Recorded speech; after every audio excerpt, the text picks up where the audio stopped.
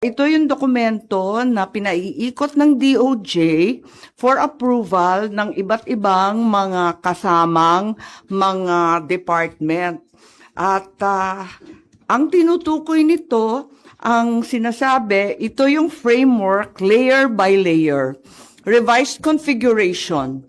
So, ang nakakagitla lang dito, bakit kinakailangan ng tinatawag na joint venture to own the land? Hindi ba Pilipinas ang may-ari ng lupa? Bakit hindi BCDA or di kaya yung iba't iba pang GOCC na 100%?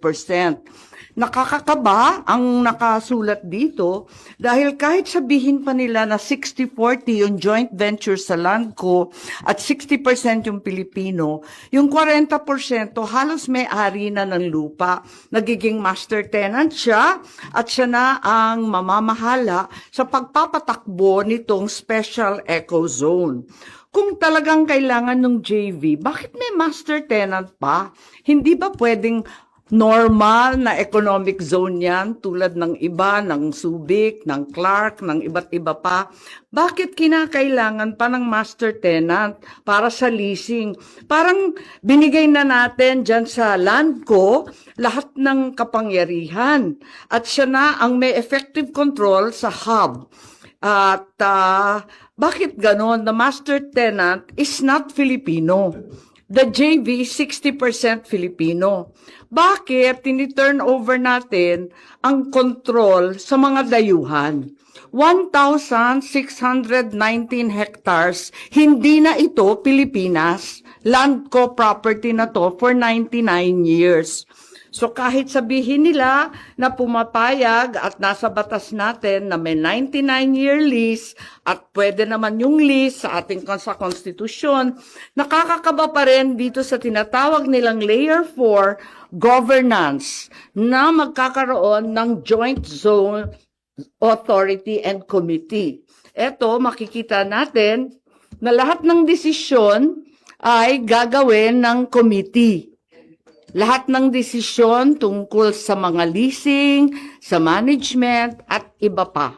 So nakakapagtaka din kung paano makukuha ng JV yung 60% ng lupa. Alalahanin ninyo, 60% to ng 1,619 hectares, libre. Bakit hindi bibilhin? Wala bang makikinabang dyan itong mga magsasaka na inaagawan ng lupa sa 300,000 pesos? Yan na ba yan? Hindi ba dapat fair market value kung papayag silang magbenta? Pero nakita naman ninyo, sa kanila, mas mahalaga ang lupa at ginintuan talaga. If it's the BCDA who will own 60% of the JV and the foreign company will own 40%, hindi ba dapat bayaran yung 40% na yan? Kaya nakakalito. Have we surrendered arbitration, mediation? Dito ang liwanag na ibibigay na lamang sa tinatawag na bagong Pax Silica Court of Commerce. Ito sa New York. Isusurrender na ang kapangyarihan at jurisdiction sa New York. And under the U.S. Federal Arbitration Act. Hindi po ako tutol sa Pax Silica, liliwanagin ko. Inaasahan natin at kailangan natin ang investment, higit sa lahat sa high-level manufacture. Gustong-gusto natin pumasok ng AI at talagang makakatulong sa Pilipinas kapag nagkaroon ng libo-libong mga trabaho tulad ng ipinangako ng SONA. Kinakailangan talaga alamin natin to. Ang akin na lamang, aralin natin to. Sana mali ako at hindi totoo itong dokumentong to. Pero mukhang umiikot na to at maraming komento na yung iba't ibang department at yung may kinalaman dito.